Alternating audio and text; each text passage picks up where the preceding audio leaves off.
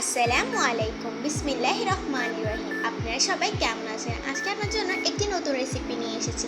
রেসিপিটি হচ্ছে লেবু পাতায় রুই মাছের চচ্চড়ি। এই রেসিপিটা এত বেশি মজাদার, এত বেশি ফ্লেভার এবং এত বেশি স্টাফি একটি রেসিপি, যেটা আপনারা তৈরি না করলে একদমই বুঝতে পারবেন না। আর এই রেসিপিটা এত বেশি মজা, আপনারা যদি বাসায় না খান বা না তৈরি করে দেখেন তাহলে কিন্তু বুঝতে পারবেন না। গরম গরম ভাতের সাথে এই রেসিপিটা কিন্তু একদম পারফেক্ট একটা রেসিপি। তো চলুন রেসিপিটির মূল উপকরণে চলে যাওয়া যাক। আর অবশ্যই এই পুরো ভিডিওটি শেষ পর্যন্ত দেখবেন, যাতে আপনারা বাসায় A to Z রেসিপিটি দেখে তৈরি করতে পারেন। তো প্রথমে আমরা একটি বোল নিয়ে নিয়েছি। বোলের মধ্যে একটি বড় সাইজের রুই মাছকে খুব ভালোভাবে কেটে ধুয়ে পরিষ্কার করে নিয়ে নিয়েছি। তারপরে সেই রুই মাছের মধ্যে আমরা 1 টেবিল চামচ পরিমাণ হলুদ এবং স্বাদ অনুযায়ী 1 টেবিল চামচ পরিমাণ লবণ দিয়ে খুব সুন্দর করে মাছগুলোকে মেখে নিচ্ছি। দেখতেই পাচ্ছেন কত সুন্দরভাবে আমরা মেখে নিয়েছি। আমরা সবাই জানি মাছগুলো এমনিতে একটু নরম হয়, তো তার জন্য একটু ম্যারিনেট করে নিলে ভালো। তো দেখুন এই পর্যায়ে আমরা 10 মিনিটের জন্য এটাকে ম্যারিনেশনে করে রেখে দিব। তো যে মাছটা আমরা ম্যারিনেট করে রেখে দিয়েছিলাম, সেই মাছটা ভাজার জন্য প্যানের মধ্যে আমরা পরিমাণ মতো তেল দিয়ে দিয়েছি। আমরা জানি সবসময় মাছটা একটু নরম হয়, যে কোনো প্রকৃতির মাছ হোক না কেন, তার জন্য একটু ভেজে নিলে কিন্তু মাছটা অনেক বেশি ভালো হয় আর রান্না করার সময় একদমই ভেঙে যায় না। তো দেখুন আমরা এক এক করে সবগুলো মাছ এখানে প্যানের মধ্যে তেল গরম হওয়ার সাথে সাথেই দিয়ে দিব।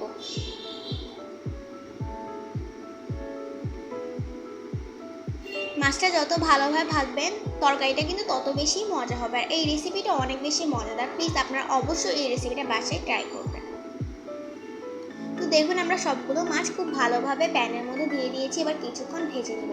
কিছুক্ষণ ভাজার পর দেখুন তেলটা কত সুন্দর ফ্লাফি হয়ে গিয়েছে। এই পর্যায়ে আমরা একটি স্প্যাচুলার সাহায্যে খুব সুন্দর করে এই মাছগুলোকে উল্টে পাল্টে দিব, যাতে দুই পাশ বা দুনো পিঠ খুব ভালোভাবে ভাজা হয়ে যায়।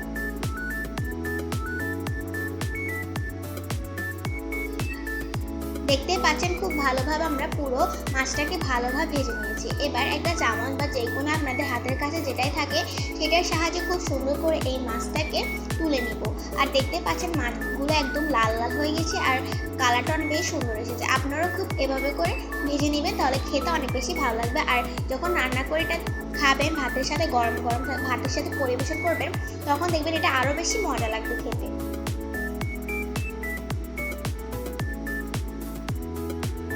তো এভাবেই করে আমরা সবগুলো মাছ খুব ভালোভাবে এই প্যান থেকে তেল ছড়িয়ে উঠিয়ে নিলাম। এবার আমরা পরের প্রসেসগুলোতে চলে যাব। তো যেই তেলে আমরা মাছটা ভেজে নিয়েছিলাম, তো সেই তেলের মধ্যে আমরা প্রায় 1/2 কাপ পরিমাণ পেঁয়াজ কুচি দিয়ে দিয়েছি। দিয়ে খুব সুন্দর করে একটা স্প্যাচুলার সাহায্যে বা চামচের সাহায্যে ভেজে নিচ্ছি। হালকা যখন ব্রাউন কালার চলে আসবে, এই পর্যায়ে এখানে আমরা বাকি উপকরণগুলো ব্যবহার করব। তো প্রথমে আমরা এখানের মধ্যে 2 টেবিল চামচ পরিমাণ পেঁয়াজ বাটা ব্যবহার করেছি। এখানে আমরা পেঁয়াজ কুচিও ব্যবহার করেছি, বাটাও ব্যবহার করেছি। তারপর আমরা এখানে 1/2 টেবিল পরিমাণ রসুন বাটা এবং 1/2 টেবিল পরিমাণ আদা বাটা এবং 1 টেবিল চামচ পরিমাণ জিরা বাটা ব্যবহার করেছি। দিয়ে খুব সুন্দর করে এগুলো ভালোভাবে মিশিয়ে কষিয়ে নিব। যত ভালোভাবে আপনার যে কোনো রান্নার মশলাটা কষাবেন, ততই কিন্তু টেস্টি হবে আপনার তরকারি বা রান্নাটা। দেখুন খুব ভালোভাবে কষানোর পরে এই পর্যায়ে আমরা এখানের মধ্যে 3-4টা কাঁচামরিচ ফালি দিয়ে দিব। দিয়ে আবারও একটা স্প্যাচুলার সাহায্যে নেড়ে চেড়ে খুব ভালোভাবে মিশিয়ে নিব। তারপরে আমরা এখানে কিছুটা পরিমাণ মরিচের গুঁড়া এবং 1/2 চামচ পরিমাণ হলুদ গুঁড়া এবং 1/2 চামচ পরিমাণ মরিচের গুঁড়া দিয়ে দিব। দেওয়ার পরে আমরা এখানে স্বাদ অনুযায়ী লবণ দিয়ে দিব। দেওয়ার পরে খুব সুন্দর করে একটা স্প্যাচুলার সাহায্যে নেড়ে চেড়ে সবগুলো উপকরণ মিশিয়ে নিব। যতক্ষণ এটা কষে আসছে ততক্ষণ এটাকে ভালোভাবে কষিয়ে নিব। আর যখনই এই কষানো মিশ্রণগুলোর থেকে তেল উঠে আসবে, তখনই বুঝবেন আপনার এই রেসিপি বা এই মশলা কষানোটা একদমই পারফেক্ট হয়েছে। যখন মশলাটা হালকা একটু কষে যাবে এই পর্যায়ে বা পারফেক্টলি কষে যাবে, এই পর্যায়ে আমরা এখানের মধ্যে অল্প পরিমাণ পানি দিয়ে দিব। পানি দিয়ে খুব সুন্দর করে আবার নেড়ে চেড়ে মিশিয়ে নিব। এবার দেখুন এটা একদমই পারফেক্টলি কষে গিয়েছে। তো এই পর্যায়ে আমরা যে মাছগুলোকে খুব ভালোভাবে ভেজে নিয়েছিলাম বা ভেজে রেখে দিয়েছিলাম, সেই মাছগুলো আমরা এক এক করে এখানে দিয়ে দিব।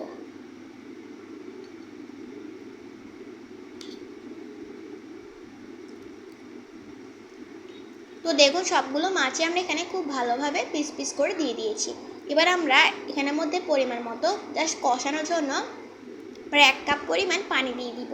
পানি দেওয়ার পরে হালকা একটু নেড়ে চেড়ে এখানের মধ্যে আমরা প্যানের ঢাকনাটা দিয়ে প্রায় 10 মিনিটের জন্য এটা রান্না হতে রেখে দিব। 10 মিনিট পর দেখুন এটা কতটা পরিমাণ সুন্দর হয়েছে। আর ঢাকনাটা উল্টালে আপনারা দেখতে পারবেন যে এটা অনেক বেশি পারফেক্ট হয়েছে। আর দেখুন এই কালারটা কতটা বেশি সুন্দর হয়েছে, আপনারা দেখতেই পাচ্ছেন এটা কতটা ভালো একটা রং এসেছে। আর এই রান্নাটা অবশ্যই তৈরি করবেন, আপনারা দেখে বুঝতে পারছেন এই রেসিপিটা কতটা বেশি লোভনীয় আর দেখতে কতটা সুন্দর, খেতে আরও বেশি মজাদার। এবার আমরা সবগুলো মাছের পিসগুলোকে এক এক করে একটা স্প্যাচুলা বা চামচের সাহায্যে নেড়ে চেড়ে উল্টে পাল্টে দিব, যাতে দুনো পিঠের মধ্যে সবগুলো মশলার ফ্লেভারটা বা ফিলিংটা খুব ভালোভাবে ঢুকে যায়। দেখুন কত সুন্দর একটা কালার এসেছে। আর এটাকে আমরা হালকা একটু টক বগাতে দিয়ে দিব। টক বগানো হয়ে গেলে এখানের মধ্যে প্রায় আমরা 1.5 টেবিল চামচ পরিমাণ লেবুর রস অ্যাড করে দিব। তারপর আমরা এখানে 3টে লেবুর পাতা দিয়ে দিব। দিয়ে খুব সুন্দর করে আমরা এখানে একটা ঢাকনা দিয়ে খুব সুন্দর করে আবার কিছুক্ষণের জন্য রেখে দিব। কিছুক্ষণ পর আবার হালকা একটু নেড়েচেড়ে এটাকে আমরা দিব, যাতে খুব ভালোভাবে এটা হয়। তো তৈরি হয়ে গেলো আমাদের আজকের এই মজাদার রেসিপিটা অনেক বেশি সহজ আর অনেক বেশি ইজি আপনাদের সাথে শেয়ার করেছি। আশা করি অবশ্যই আজকের রেসিপিটা আপনাদের অনেক বেশি ভালো লেগেছে। যদি ভালো লেগে থাকে তাহলে অবশ্যই আমাদের চ্যানেলকে একটি লাইক এবং সাবস্ক্রাইব করে আমাদের চ্যানেলের পাশেই থাকবেন, যাতে আপনার জন্য আরও অনেক নতুন নতুন রেসিপি বানাতে হবে। সবাইকে অনেক অনেক ধন্যবাদ পুরো ভিডিও দেখার।